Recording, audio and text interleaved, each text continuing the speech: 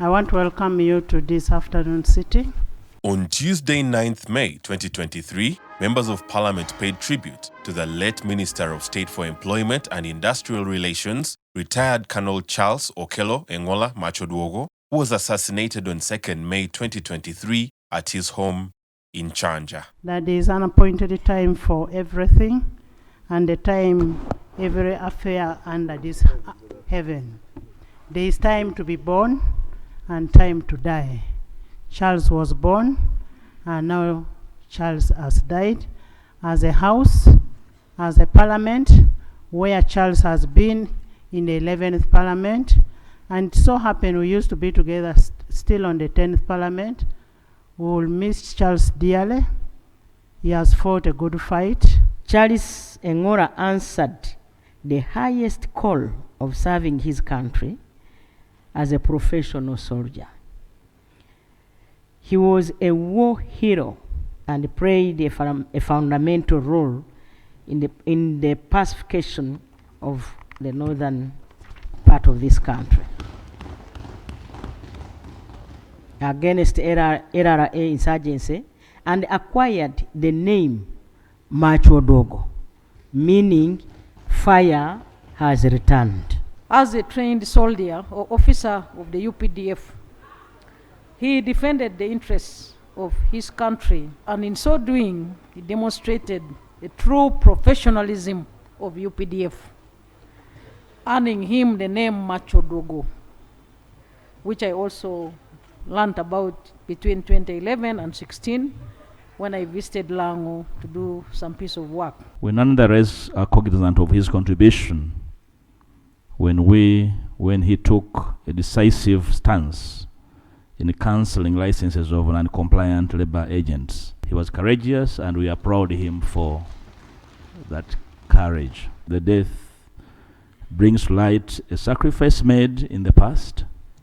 As the command of the UPDF 501 Brigade in Igulu, where retired Colonel Charles Engola played a pivotal role in containing the LRA and restoring peace in northern Uganda.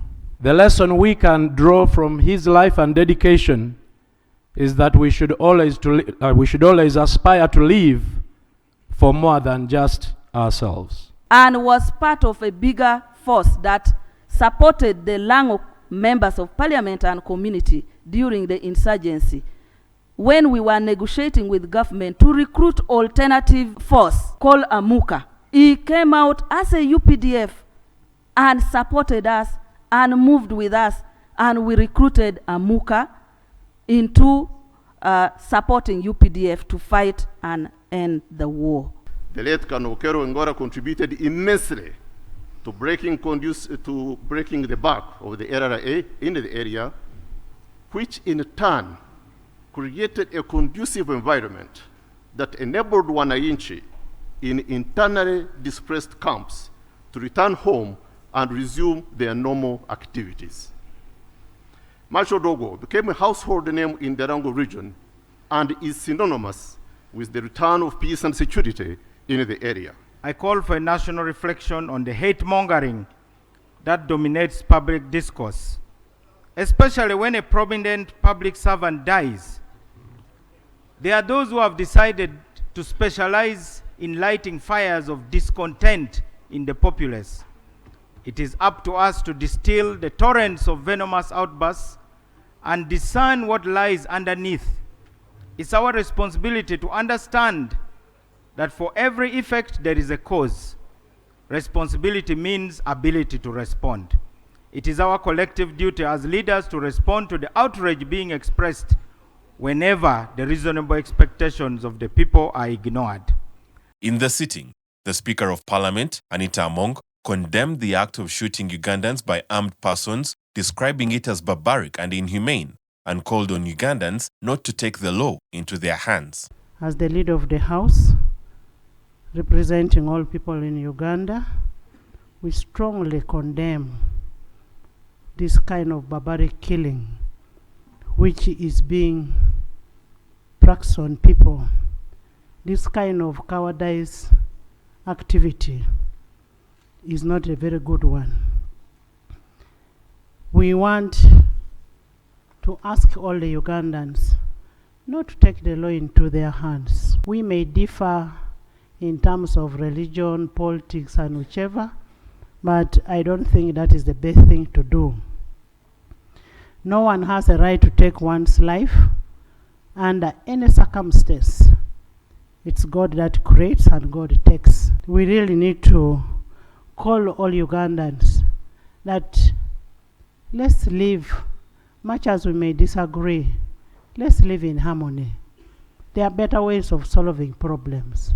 On Wednesday, 10th May 2023, the Minister of State for Finance, Planning and Economic Development, Honorable Henry Musasizi, presented the revised 2023-2024 financial year budget, which went up to 52 trillion shillings from 51 trillion shillings. Madam Speaker, I beg to lay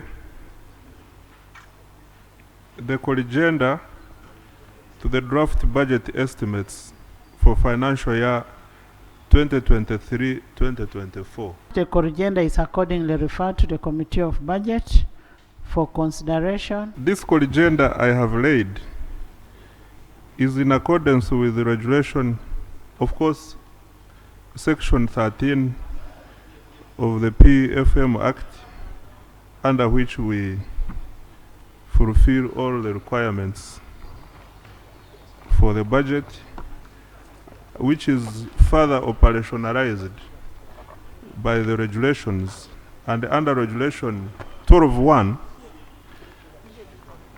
of 2016, that it states that an accounting officer of a vote may at any time before Parliament considers the estimates of the vote make a correction of an error or omission made in the estimates submitted by the accounting officer to Parliament. It is a habit that when you announce, like you have announced today, Madam Speaker, that on Tuesday we will supply, that they come running with the agenda, making it very difficult for the Committee on Budget to scrutinize it because of the times involved. During the sitting, the Ministry of Finance presented a supplementary appropriation bill to Parliament requesting an additional 4.4 trillion shillings to cover extra expenses for the 2021-2022 fiscal year, which was accompanied by a certificate of financial implications. I beg to move that the bill entitled the Supplementary Appropriations Bill 2023 be read for the first time. The bill stands referred to the Committee of Budget. Please lay it on table. For emphasis, the bill is accompanied by the certificate of financial implications, which I also beg to lay on table. Honorable Minister, we may need to see what to do with the 3%. The 3%, when we reject anything from the House here, for you go and hide behind the 3%. And you know we don't have a law that defines what should be under 3%. So when they come with the whatever they have brought, it is retrospective approval. So you just have to approve. You can't do much. I was actually surprised that you left out the 3%. What you need to do is to allow the 3%, but now make a law, bring an amendment such that you know what 3% is going for. Also in the sitting, legislators recommended that accounting officers found to be in breach of the law be dismissed from service in a debate on a report presented by the Public Accounts Committee, Local Government, focusing on 27 district local governments, 3 cities, 4 divisions, and 5 municipalities. It is wrong for accounting officers to pay 100% of the project funds because the procurement laws requires that you pay an advance of 30%. PSST should hold the accounting officers who made 100% payment personally liable and reprimand them for contravening Article 7.8 of the contract agreement and procurement laws. I propose, instead of only holding the accounting officers responsible for this mismanagement, we need to also hold other line ministries accountable. Returning money to the consolidated fund did not start yesterday. Government has not come out with a solution of what should be done to make sure that money which is sent to the districts to work, to give services to the people, is handled and utilized. I want to invite legislators who will be the final arbiters in this conversation to rethink the whole idea of devolution of powers. If we are serious about service delivery, in other countries, in other jurisdictions, where devolution is serious, there is even a formula for devolving funds to local entities that the center cannot even touch. Where the accounting officer has queries, he or she should not be appointed. And I want to commit to this House that we shall take action and we shall inform the House about our action through the Treasury Memoranda.